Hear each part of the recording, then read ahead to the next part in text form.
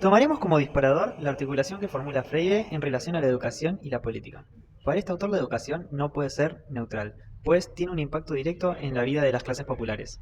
La finalidad es la construcción de un conocimiento que permita una vida digna. Para ello es necesario reflexionar sobre cómo la educación ha modelado a las masas de acuerdo a las estructuras de la modernidad y qué estrategias se pueden formular para superar las limitaciones actuales de la educación.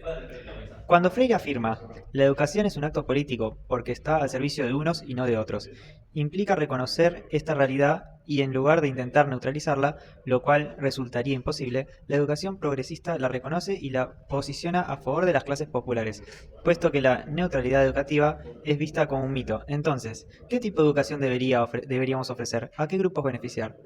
Freire formula un compromiso hacia las clases populares que responde a sus necesidades, a saber, por eso necesitamos una educación para la decisión, para el aprendizaje de las responsabilidades políticas y sociales, vinculada con un saber democrático y participativo, y no para servir al autoritarismo que fomenta la opresión y profesa la alienación como si viviésemos en un mundo determinado y apolítico. Con respecto a quién va dirigida la educación, nos resulta indispensable conocer a quiénes estamos educando, cuáles son sus contextos, sus identidades, sus necesidades, etc. Y necesitamos plurales porque, de acuerdo con Platero, en pedagogías queer, a menudo se concibe la educación y sus prácticas se hace de acuerdo a un sujeto único o un modelo de niño, y consideramos más pertinente hablar de las infancias y concebir el alumnado como diverso, al igual que el profesorado y las familias de él y las alumnas. Es necesario como docentes que no promovamos discursos y conductas que refuercen la blanquedad y la cis heterosexualidad como la norma, puesto que, de hacerlo, estaríamos difundiendo contenidos, culturas académicas y prácticas educativas que dejan afuera a gran parte de las clases populares.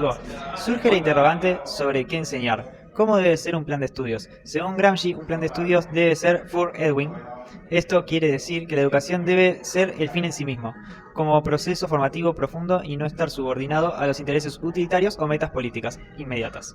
Otro punto en común que comparten con Freire tiene que ver con respecto a que el conocimiento nunca es neutral y siempre tiene implicaciones políticas y sociales. Sin embargo, la educación suele usarse de forma ideológica, y es entonces que se neutralizan sus efectos transformadores domesticando teorías para que justifiquen el poder existente.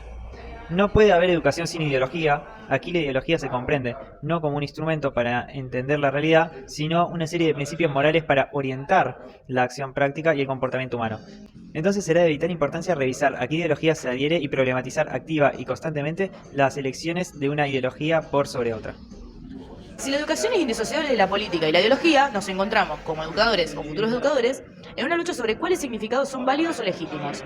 Los significados que llegan a consagrarse como legítimos muchas veces son solo una forma de ver el mundo que predomina por sobre el resto. Apple, en Comiendo papas fritas baratas, nos revela que este fenómeno no sucede de forma natural, sino que es estructurado socialmente, donde los significados dominantes se alinean con ideologías dominantes y predominan por sobre el resto, y, bueno, tienen más posibilidades de difusión. La ideología dominante en nuestra sociedad es el capitalismo, el patriarcado y el colonialismo. Si el conocimiento es el que controla y legitima el poder, quien controla el conocimiento será quien posee el poder y podrá direccionar cómo conocemos el mundo. La cultura está condicionada por la realidad y al mismo tiempo la moldea y por lo tanto nunca será política. La pregunta que subyace es, ¿quién tiene la capacidad de hacer circular sus significados y su forma de comprender el mundo y a quiénes se les niega esa capacidad? Sobre este tema, Said habla de la importancia de la libertad académica. Su enfoque está en la universidad y no en la educación en las infancias, pero completa el panorama. No niega que cada universidad habita un contexto social y político que juegan un papel importante a la hora de delimitar los roles y las expectativas y el proceso de producir conocimiento, pero nos advierte de los peligros de dejar que poderes externos a la universidad pongan en tela de juicio la misión y el gobierno de nuestras instituciones. Propone algo similar a la idea de Fur Erwin, no sé alemán, planteado por Gramsci. Luego habla de que en la actualidad son muchas las posibles fuentes de cultura, y negarlas en pos de un nacionalismo hermético, no enfrentarse a la totalidad, sería no tener libertad académica. Quería cerrar con esta cita del artículo de Edward Said.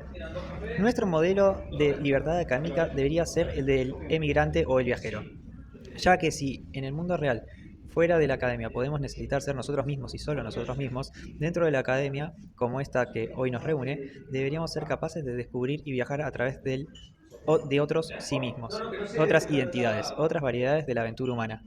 Más que ver la búsqueda de conocimiento en la academia como la búsqueda de coerción y de control sobre otros, deberíamos considerar el conocimiento como algo por lo cual debemos asumir riesgos y debemos pensar la libertad académica como una invitación a explorar el conocimiento.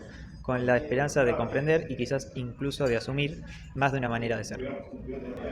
Listo.